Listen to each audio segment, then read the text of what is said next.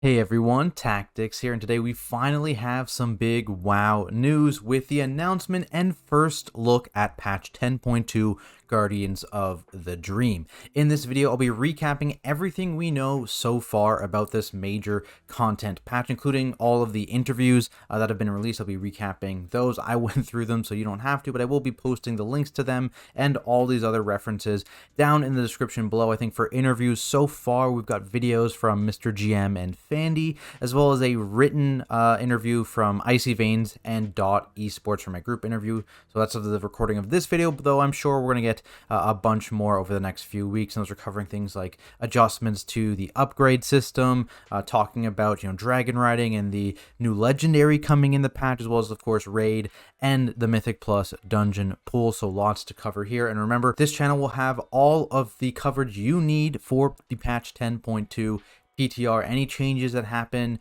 are going to be covered here, so make sure you guys do subscribe to the channel and turn on notifications so you don't miss when those get posted. And with that said, let's get started here with the updated roadmap now, of course, including Season 3. So we are going to be going to the Emerald Dream. It's a whole new zone, along with the new raid, Amirdrasil, the Dream's Hope, a 9-boss raid. Of course, it's going to come with a new legendary weapon. It's going to be a two-handed axe, which we'll talk about in a second, as well as, of course, new tier sets. We don't know too much about the tier sets so far. They just have this this picture here showing off a couple of them, but assuming we'll get a post over the next couple weeks about what the actual set bonuses are, so that's going to be interesting for sure. There's a couple new public events for world gear, that kind of things, a new faction, as well as of course the new Mythic Plus dungeon pool. Again, we will cover that in a second here. New dragon riding stuff, including a new fairy dragon mount, as well as the unique dragon riding non-drake mount that drops off of the mythic difficulty of the raid, and big class talent updates for both rogues and demon hunters, so those guys are going to be happy going into this patch. For the dragon rider stuff, I think we have some pictures here. Yeah, so there's the fairy dragon kind of thing. You've got a proto drake that looks like the Farok model, as well as that unique one, which I don't believe is here. There's some nether ring mount colorations as well, so some cool stuff there. Let's talk a little bit about the raid, which I believe is going to be down here in this post. Yeah, here it is, Amirdrasil. So it's about the new world tree, of course, and Fyrakk is going to be the final boss. There's also going to be a dragon riding boss in this raid. So of course, they had to do that. We had the Anima power boss back in Shadowlands. So of course, the dragon riding boss is going to be here. In terms of that legendary, so it's going to be a two-handed axe. So this two-handed axe, now it was emphasized that it was a strength axe, I think, in one of the interviews, but then in the Dot Esports written one, they said it will be available to anyone that can use axes. I'm going to assume it's still only going to be available to two-handed strength users, but if what the Dot Esports interview said is actually accurate, then it potentially could be available to other classes such as like shamans, survival hunters, and evokers, but I wouldn't get my hopes up too high just yet. At least for now, I'm going to still assume that that was a mistake, and this is still just going to be a two-handed strength weapon available.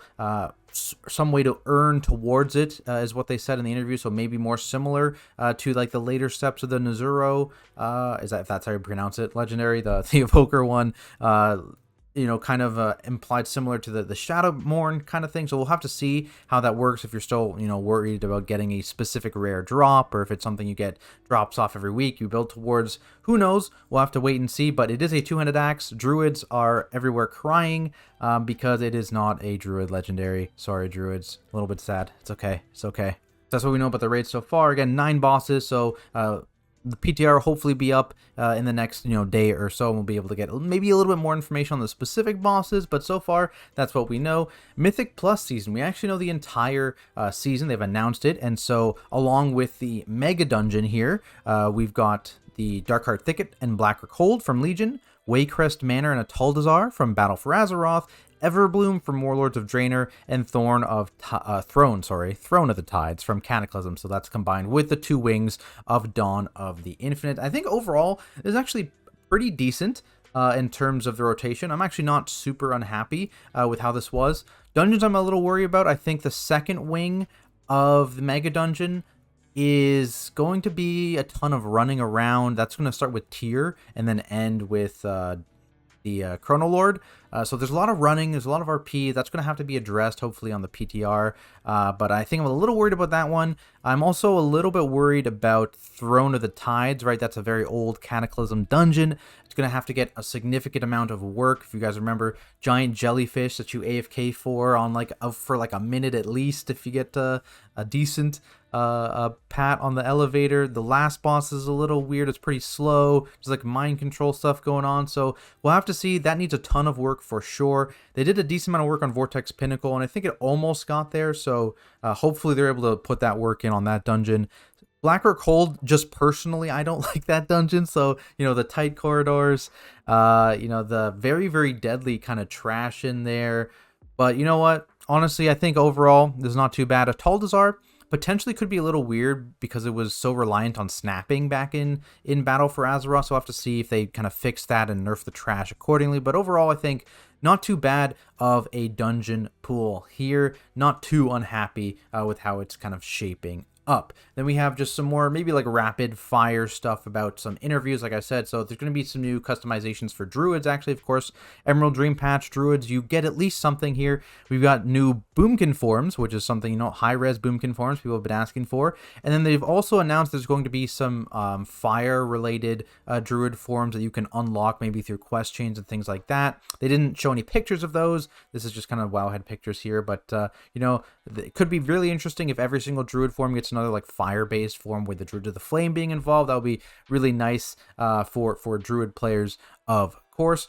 Another big thing that I've seen mentioned in a couple interviews now is actually the RBG solo queue. So there's going to be a brawl kind of similar to Solo Shuffle, and that's going to be basically a solo queue for RBGs. I believe it was mentioned in this one here. Down at the bottom here. So Battleground Blitz is what it's called. So definitely interesting, and one more step towards having like a full solo queue experience in World of Warcraft. So really cool to see that coming in. In this same interview, actually also mentioned potential healing adjustments and broad changes to how healing is going to work. Obviously, currently, there's a bit of an issue in a disparity between Mythic Plus and rating, and so they're looking to address that by increasing the power of things like single target healing, and then adjusting cooldowns, AoE healing, and mana costs accordingly to kind of try and keep that in check and make healing not feel so drastically different between Mythic Plus and a raid environment. Then we have things like the crest system, which I believe is a lot mentioned in the Mr. GM and the Fandy interviews on YouTube, which again I'll post down in the description below. But basically, updates to crest. The system is staying in, of course. It's going to have some changes. So fragments are gone. Just pure crests are the only thing that are going to exist, and those are moving to the currency tab. So you're going to free up all of your bag space, which is definitely nice. You don't need to deal with two different sets of the same crest, just one, which is nice. They are making the upgrade track specifically for hero and myth larger. So they're going to go to higher levels. So I believe that means like the myth track would equivalent would be 450 now. So it would go all the way up to the top instead of just below the top. So they're expanding the size of some of those upgrade tracks, but they are going to be reducing the total number of upgrades you can get per week, which kind of was expected given how fast people were able to kind of gear up at the beginning of the patch. So it's going down from 10 crests of each type per week to 6. So that's still going to compound over time. It's still going to add up to that cap. That's not going to be like, oh, you have to get 6 every week. No, you can do it on a later week if you want, but it is going to be about 40% lower there, which honestly isn't too unexpected, I think. And I think this is still going to feel pretty quick. It basically kind of like doubles the time a little bit. So, instead of you taking like 2 weeks to basically get almost fully geared, it's going to take around 4. So we'll see how that actually plays out. I don't think it's too bad just yet. And this comes with a fantastic change when you are earning a crest that you are capped on. So say right now you do a plus 16 dungeon, you get your aspect crest, but you're actually capped on aspect crest, so you wouldn't get an aspect crest. Now you are going to get the next highest cap, or next highest crest rather, that you are not capped on. So in this case, if I'm capped on aspect crests and not capped on worm crests, I can still continue to run 16s and get worm crests instead of nothing. So that's a change. Really, really happy to see that. Obviously, earlier this season, you saw players early on, they just would have to go down to and spam like plus 11 keys when they didn't really want to. And so that frees you up to, yeah, you can go down and spam plus 11 keys to do it faster if you want, but you can also continue to do those higher keys, which are going to take you longer, but potentially drop gear that is more relevant to you. So fantastic change there. You're going to be able to earn those lower crests regardless of whether you're doing the relevant content, as long as you're doing higher content and you are capped on the higher crest. So that's really, really nice to see. That's kind of the things I'm most interested so far in this first initial big info dump. Curious to hear what you guys think about it. Are you a fan of all the Emerald Dream stuff? How are you feeling about the Season 3 dungeon pool? You know, that two-handed legendary axe? Let me know down in the comments below. Also, of course, be sure to check me over on Twitch at Tactics, where I'll be doing a ton of PTR stuff once it's available over the entire cycle, including Raid and Mythic Plus testing, so be sure to stop by and say hi. As always, I gotta give a big thank you to all of my Patreon supporters. It really means a lot. And of course, thank you guys so much for watching right now. I'll see you in the next video.